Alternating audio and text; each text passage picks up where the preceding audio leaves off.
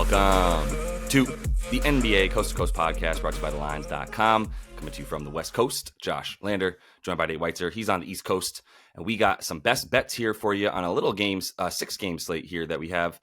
Is it 6 games? Yeah, 6 games that we've got here on Thursday. A couple of those TNT primetime games as well for you guys. So we're going to be going through all those. Also looking at play of props here for you as well. So make sure to subscribe to that page and continue to follow along with us all season. Also want you to head to thelines.com as always and check out everything we have up on the site right now, helping you guys out with all of your best bets, and especially in these NBA as we get close to the playoffs here. Also want you to use that prop finder tool that we have up there. I'll tell you about that every day. We're using that to make sure we get the best juice available from all of these books that are giving us bets this season.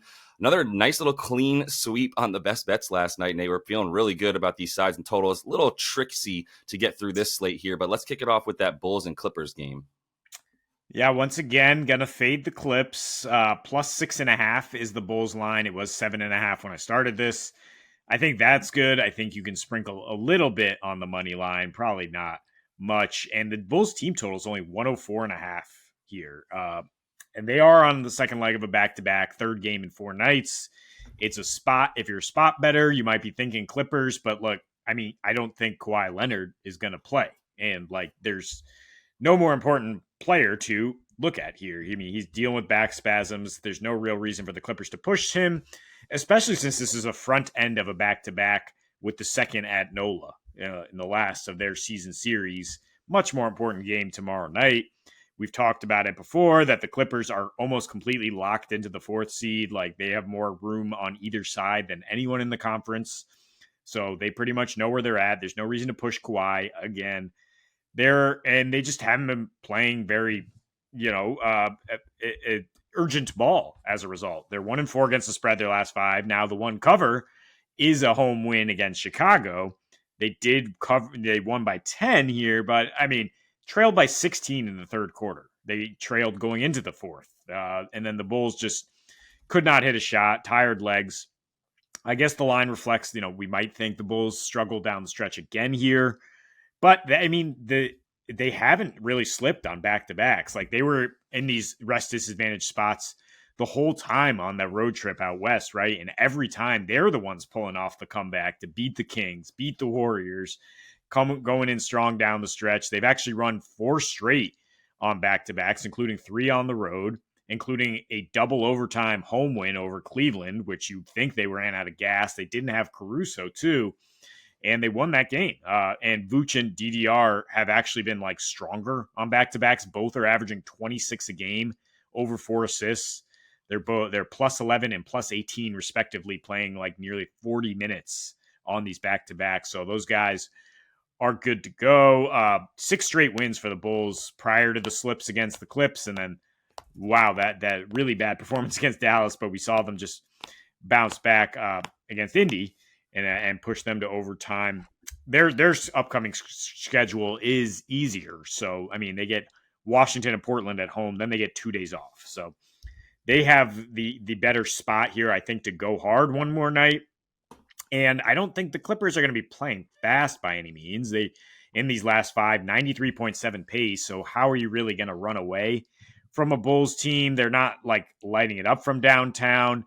And that's how you have to beat these Bulls. They funnel shots out there. In fact, without Kawhi, their 3-point percentage dips from 39 to 34%. So huge drop off. Defensive rating, huge drop off as well, up to 124. And that's 131. If you discount their 2 games against Memphis and Charlotte, they won without Kawhi. The other 4 games, they've given up a ton of points. So I think the Bulls offense a little underrated to say 104 is their team total. And the spread should be good as well. I probably should have brought this up a minute ago and just didn't want to interrupt you because I agree with everything you're saying. But you do know Kobe White is probably not playing in this game. He kind of left with a nasty fall, and I wish I had said that a minute ago. But the 104.5 team total is really what sparked that memory in me here as we record, because of the fact that he left with he fell pretty hard last night. I think that's hyper relevant to the points. I think one thing that I'm looking at for this game is is DDR. What's going to happen to his props at this point with DeMar?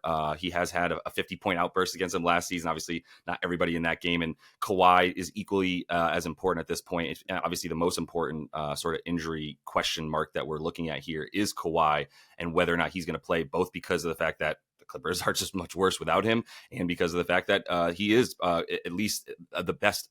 Probably, well, he is the best defender if they actually put him on DDR, which they have in the past. But at the very least, having him as a secondary defender as well for the spots where DeMar wants to play, if he's not in there, then I think it's a lot more free reign for DDR as well. But that might be a place to look at that in terms of where you want to go with this game in general. I still think the Bulls are capable of getting their team total, and we've seen them play a lot faster. The thing is like we've also seen the Clippers just sort of be malleable in that sense and play a little bit more like their opponent plays rather than even for one of the best teams in the league, let's say, like they're the most malleable. Like there's no other team that allows other teams to impose how they want to play on them. We'll see what that means for these Bulls. I mean, Kobe White was so important for what they do for pace and for scoring that, this could be a little bit lower, but I think 104.5 is still super, super low if DeMar is able to go up. But we'll see on this one. Obviously, we still need to get some of those injury reports. That's what this league and this game and these teams especially are riddled with, is question marks around those injury reports. So keep an eye on all that stuff. If Kobe White plays, this is an easy over and an easy cover. If not, I still think it's a viable play. But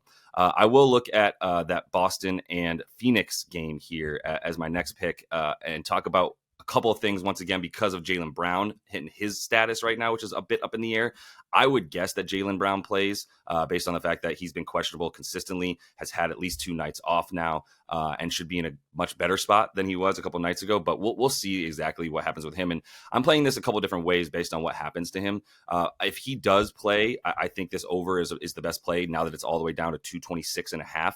It opened at like 231.5, I believe, and got bet down really quickly because these teams have not gone over in a while. But they've only had one game, and it's been this season without Chris Paul to point God running things, and everybody that in the current iteration of the Suns as they are, right? Like they played at the end of last season in a really, really slow game in Boston, but no KD in that one as he was injured for the rest of the regular season at that point, and a couple people missing all over the place for both these teams. So it's not like we have recent numbers between them to really rely on. I think they're being overblown in that sense. And by the time you get down to 226.5, I think that's where the over comes into play much more than the under at that point. The thing is if Jaylen Brown actually does sit, I think Phoenix is a good cover, to be honest. And I think this thing goes a bit slower, and that would play into Phoenix's favor a bit as well. But the things that I'm looking at here between these two teams to get to those conclusions is basically what happens with and without Booker. We saw him not play in the last one, and that still went to 224. I think Booker's worth a solid 3 to 4 points in this game alone, based on the fact that he picks up the pace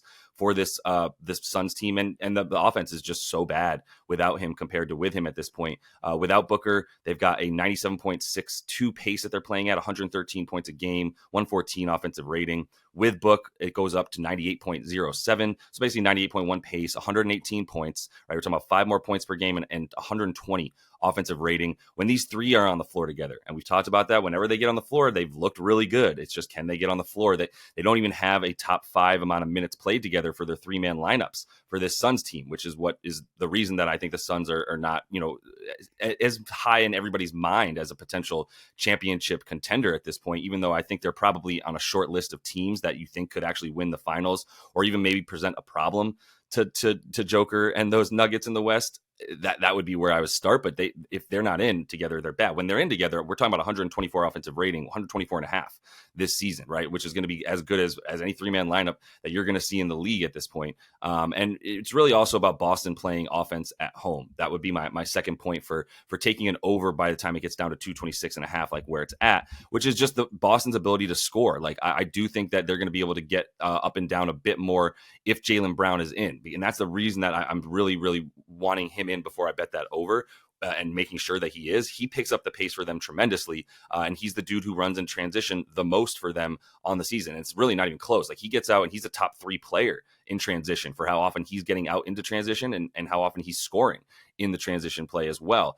Without him, guys like Jason Tatum, Derek White, and Drew Holiday have shown a propensity to want to play in that half court. And that 3-man lineup is running at about the same pace that you see without JB in there, right? When JB's in there, we're talking about a 97.5 pace for this Boston team. And when he's not in there, when he's not in there, we're talking about a 94 pace that it goes all the way down to without him. And that's, like I said, really indicative of what that 3-man lineup is with Drew, Derek White, and Jay Tatum. And you throw Kristaps in there for the 4-man, but he's out in this game. And so that's the other reason that I do prefer an over with him out. He's pretty crucial to their defense, which they've become very adept at running dudes off the line and feeling like they have the weapons down low to be able to protect the rim. And that's, look, that's what everybody wants to do, right? You want to protect the rim and you want to protect the 3. The thing is the Phoenix Suns are a top 3 mid-range team as well. And there's plenty of defenders. Well, let's put it this way. There's a good amount of defenders on the Celtics to at least be able to like limit a guy like KD and Book, who are both in that mid-range, so mid-range merchants, if you will, in that sense. But either way, like they're happy to take a step in and take that shot if they're run off of the 3-point line, which they have been by Boston, and get to the rim as well. So that's a lot of what I'm looking at for that. But like Jaylen Brown is such an impactful player on the speed of this game and the way that the Celtics play offense that it does, I want him in there. But I mean, look, the Celtics, since in their last 7 at home since February started, are averaging 131.5 points per game. There's some bad defenses in there, but the Suns have also dropped a bit in their defense. It was just a couple weeks ago we were talking about them as like a top 5 defensive rated team who was playing up against really, really good comp and still managing to hold their own on defense. That's dropped a smidge over the course of their last like 5 to 10 games. They're back down to about middle of the pack in terms of that defensive rating. And I do think that if Boston wants to get out and get theirs with Jaylen Brown in there for transition points, especially, that they should be able to get this thing over 226.5. Yeah, I mean, Boston can drag it over. Exactly. They basically only go under 120 when they're playing an elite defense. And Phoenix is a mid-tier defense. Like, they're all right. But yeah, I think that this is good. There's going to be enough high-quality offense from Boston and enough individual shot making from Phoenix from the 2 main guys to make this make sense. I don't know what to think when Boston plays a big team, a big opponent, though, like a quality opponent. Like, there's just so much head case stuff. Even maybe it's just the past years. Like this year, they've been taking care of business, but from the past, the head case team comes back into play at times. I'll go over in the Philly at Milwaukee game, over 220. And I'm basically saying like the market is too down on the Philly offense because they played consecutive games against the Knicks and got Maxey back for only the second one. And it was a pissed off Knicks team getting OG Anunoby back, and they just shut him down. But if we remember with our short memories, 120 points per game in consecutive wins, 15 threes, and 21 free throw attempts in the 2 games before Maxey suffered his concussion. So they were starting to figure stuff out, and that was despite a 91 pace. So that was a 131 offensive rating against Charlotte and Dallas. Maxey has had a lot of success against Milwaukee. His last 5, 27 points, shooting 53% from deep. And this Milwaukee team has kind of regressed or reverted to how they used to play after like there was a stretch where they're going under every game with Doc, where their defense was lights out. I mean, in their all 4 have been on the road out west, but 125 defensive rating, giving up the 4th most paint points, the most assists, the 2nd highest percentage from deep. So they are not executing their whole like pack it in style here where they give up nothing at the rim. They did give up 18 threes at Philly when they faced off last time. I mean, Philly only got to 98 in that game, so we went slightly below this total. But I think, the Bucks are going to have enough success on offense at home. They've only played 5 home games in this basically Doc Rivers, Pat Bev era, and they've shot really well. They've hit nearly 16 threes, averaged 117 against teams that are not Miami. So I think one way or another, we'll get enough points here to go over. I think that makes sense. With the way that we're talking about Philly, or rather Milwaukee's defense, what really gets to me is just I can't get away from Maxey scoring against this team. Like the way that Milwaukee has sort of dwindled on defense, to your point, has been everything that Tyrese Maxey does is what they've been giving up. It's above the break threes. It's the pick and roll ball handler. It's the dude who wants to drive all the way to the rim rather than settle for things right around the paint and the mid range. Like they've been really, really bad. All basically just at the top of the key and a little around the wing. plus like going to the basket, and dudes who want to drive all the way to the rim. They've got the fourth worst rim field goal percentage over their last 5, and fifth, still bottom 10 over their last 10 games as well in terms of defending the rim. And that's really, what Philly is going to be doing with Maxey in there. You look at them over their last 5, and he's missed 2 of those games, but still played in 3 of them, and is a driving force for why they have the second highest rim frequency as well. And plus, they really don't have shooters at this point at their disposal. They really need both Joel and D'Anthony Melton to come back to help them out. But they have been a little bit better on defense, which I think is a little overrated based on the teams that they've been playing in terms of Philly. And so I do think points are a little bit more likely. I really think this is like a get right spot for Milwaukee as much as anything. I think them to have a potential beatdown, right? Like, I think it could be one of those things where maybe Philly's hanging around 6 to 10 points for a lot of this game. And by the time we get to the fourth quarter, everybody who felt so smart that they had Philly to cover and seemed like they were going to hang around and cover all game is going to get thwarted by, a couple free throws at the end. That's going to make it like an 11-point victory for the Bucks. And that would be my fear in taking Philly to cover. I do think the Bucks are going to be good to score, and that they will at least pick up the pace a little bit from what they've had when they've been playing other teams. They were a couple of the games, like against Sac, they were ripe for an over. It's just Milwaukee didn't come along for the ride. And I think they're going to probably take out some of that frustration tonight on the 76ers as well. Yeah, I do like the Bucks team total. I think maybe just as much as this over. Yeah, it's around 115. And I'm trusting them to kind of carry the over. Yeah. For sure, I feel that. I'm going to close it out with talking about a player prop as well as the OKC money line, and I'm taking Shy SGA to get the 30 plus points. Actually, he's got to get 31 because it's over 30 and a half is the prop. So I want to make that very clear. My bad. Over 30 and a half points, and combine that with the OKC money line. Just another day in the NBA of not knowing if one of the superstars is going to be in, with Luka Doncic leaving the game last night and now looking like very, very questionable and leaning towards probably not playing at this point is kind of where I would lean, right? We don't have any props up for them.